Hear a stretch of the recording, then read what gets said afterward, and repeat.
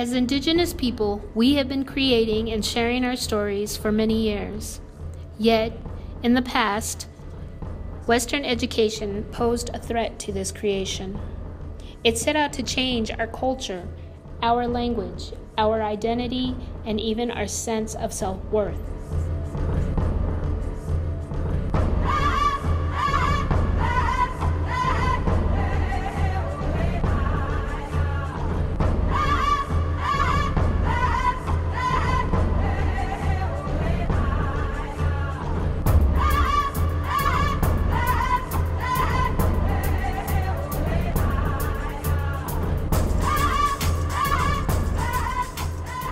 Western education imposed this change through boarding schools in the late 1800s through the mid-20th century. Indigenous youth were taken away from their families and sent far away from their homelands. Without their families, they were expected to assimilate, to learn this new form of education. However, not all were forced. Some made the choice to leave their home to learn this new education to strengthen Indigenous people in the ever-changing world. Many of these boarding school students would become lawyers, doctors, artists, politicians, historians, jewelry makers, singers, and community leaders.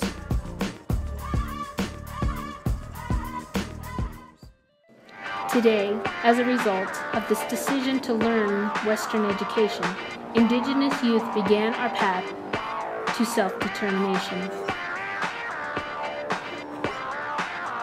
This path has led Indigenous people to take control over our youth, education, and schools, which have empowered individuals and communities. But there is much to do.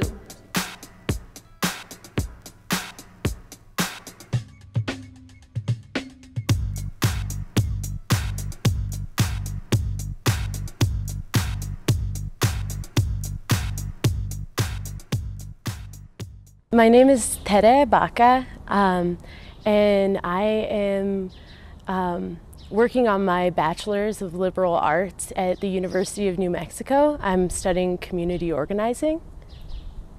I was a really poor student in high school, and I struggled a lot. My grades were not good. I was not very motivated. I didn't really take my education very seriously, and I kind of figured that I probably wouldn't go to college, but after I graduated, I enrolled in a national service program, and I spent about a year traveling around the country doing different kinds of community service projects. And through that experience, I kind of realized that I wanted to really do something with my life to give back and help people, and I realized that I could be more successful at doing that if I had a college degree. I felt like I've always been in control of my destiny. I don't hold anyone responsible for what I have done or things I've done. I've always taken responsibility for my actions, I guess. Going to college has always been one of my dreams to follow. My dream was to learn to create music, and that's what I've done. My name is Mateo L. Sanchez, and I'm from the Genisaro people who were slaves during the Spanish colonial time, and when it became a Mexican territory, they were given their freedom, but the Spanish didn't really want them because they were slaves, and the Indians didn't want them because they were really no longer Indian. So our family had a really difficult time in transitioning from rural to urban. And we've lost a lot of our family. I've discovered a lot of our past, and looking into the future, it's been incredibly difficult because our land is becoming less and less. Less of us are practicing our culture and our heritage. I've had some really interesting conversations with our family in terms of what are we going to do to maintain who we are and where we're from, and we've come up with a real clear plan, and it's exciting to have everybody come to the table and plan what are we as a people, what are we as a family, and how are we going to assist and help and survive in the future. We have learned from our stories that as individuals, we have the power to guide our destiny. We can create new visions to better the future for ourselves, our families, and people. You, as an Indigenous student, have this historical connection to act, to create your story and your life.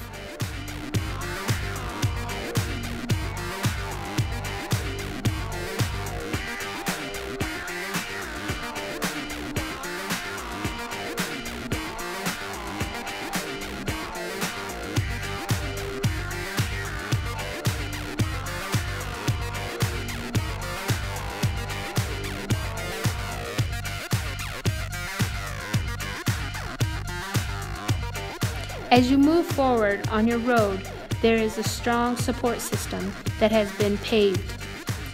This road of support comes from our ancestors, our families, and our community.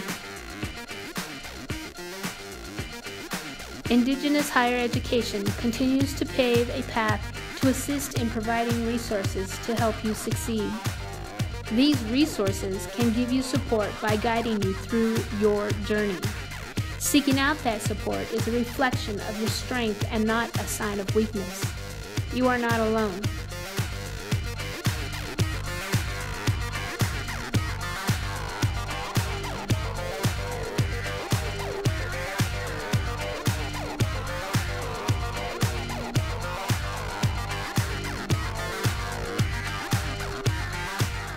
It's been kind of a hit and miss. When I came to college, I didn't do so well my first couple of years. And I think it was because I didn't really have a direction. But I actually discovered an individual in University College that kind of sat me down and was incredibly honest with me and said, hey, listen, this is, in order for you to survive here at the university, this is what you need to do. As I got into my program, as I got into education, I found that there were a lot of individuals from New Mexico that really had good hearts and were able to assist me in my trek to graduation and eventually graduating with my master's degree.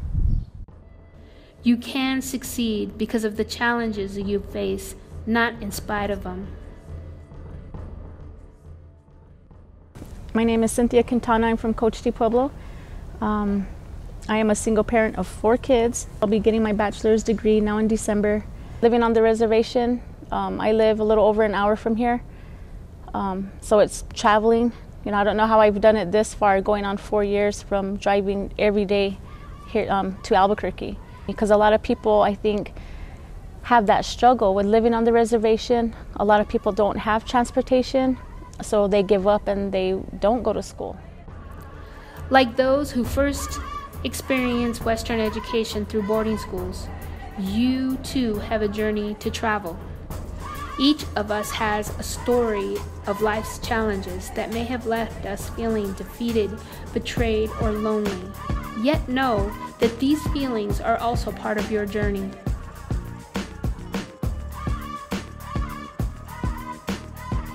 When I was in college, I was one of very few Native people who attended this college, and you know, being mixed, I wasn't, you know, people didn't necessarily understand where I was coming from because they expected to see their own stereotyped version of a Native person.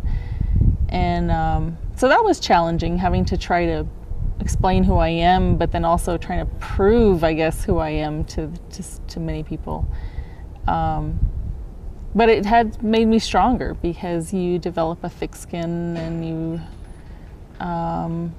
it really made me focus again on who I am and who I draw strength from in my own family and community. So that's how I overcame it, was by remembering, you know, I have sources of support. It's not just me alone. I gathered up whatever I had. I saved money so that way I could make the trip cross country.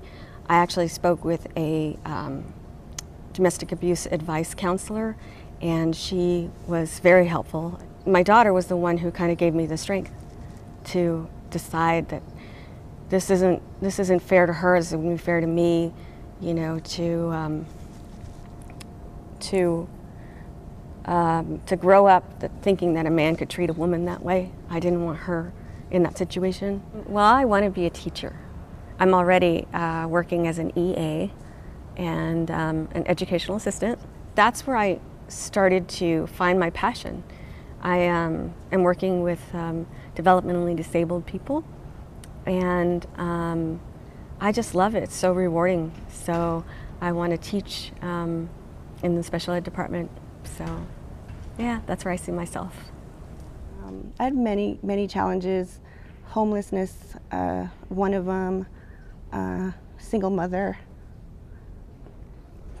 teachers who were unsupportive, who were prejudiced. But I still continue to go. So things that happened from then on weren't really a challenge to me. I learned to grow from them and move on in life. And that's what I plan to keep doing until I graduate.